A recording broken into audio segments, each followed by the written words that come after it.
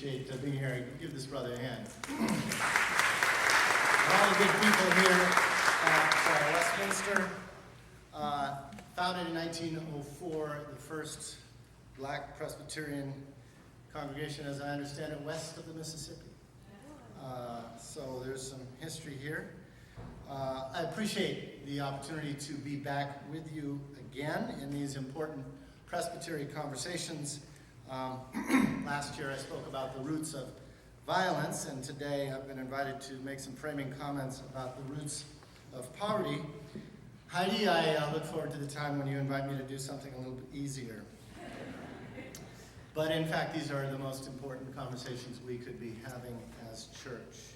This morning I'm mindful that in 18 months from now, we'll be commemorating the 25th anniversary of the 1992 Los Angeles uprising. See, poverty, too, has a terrible cost. And we're gathered here today to wrestle with that.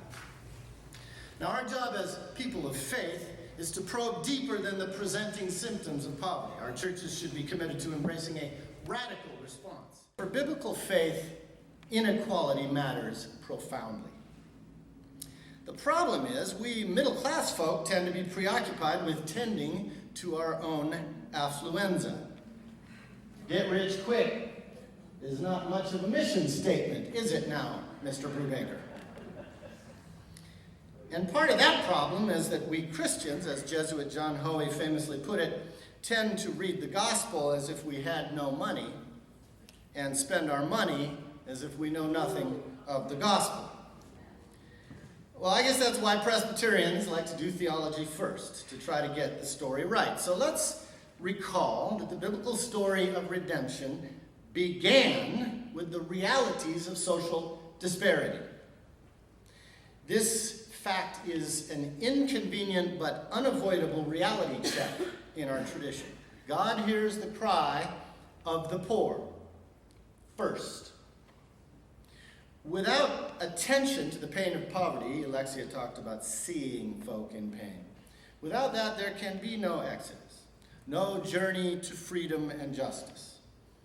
So as you know, the Hebrew slaves staged a massive walkout of Pharaoh's Egypt. But what's really interesting to observe is what comes next after the walkout, because it's a catechism in economics.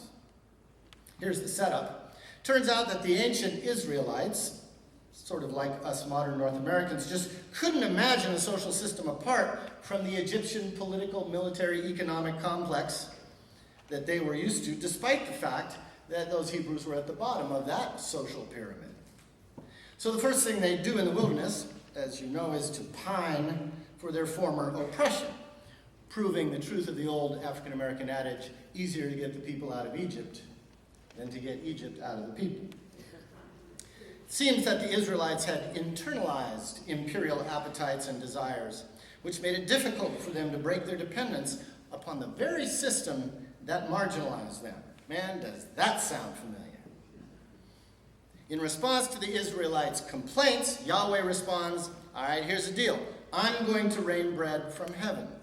Exonerating us from the struggle to eradicate poverty was reminding his disciples that our social location should always be proximate to those who suffer.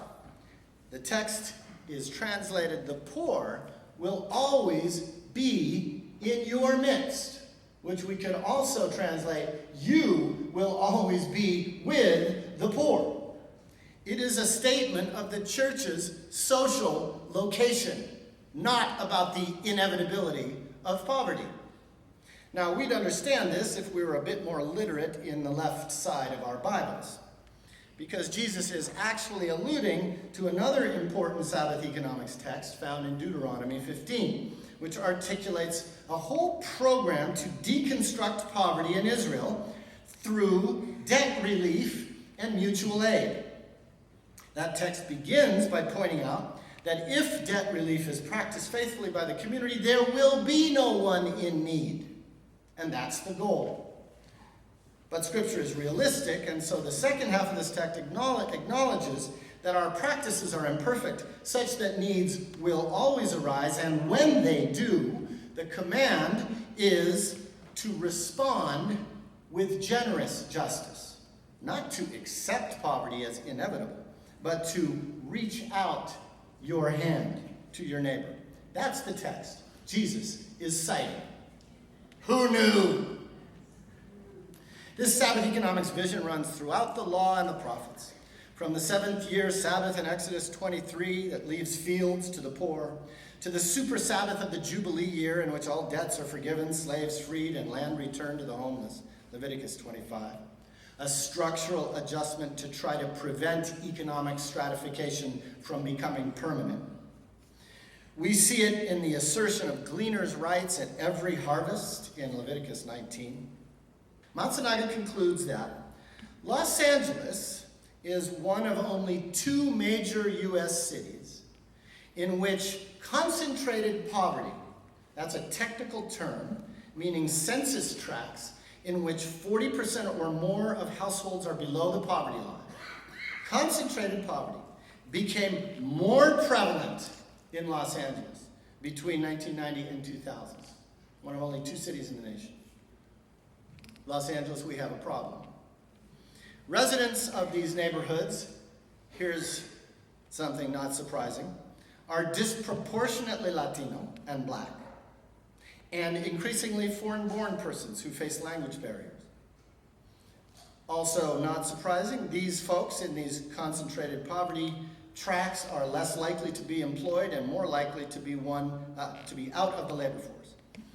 And they are 2/3 more adversely impacted than residents in the rest of the city by issues such as housing insecurity, young adults at risk, immobility, maternal health outcomes, educational attainment, and public safety. Okay, so that's Matsunaga's report, 2008.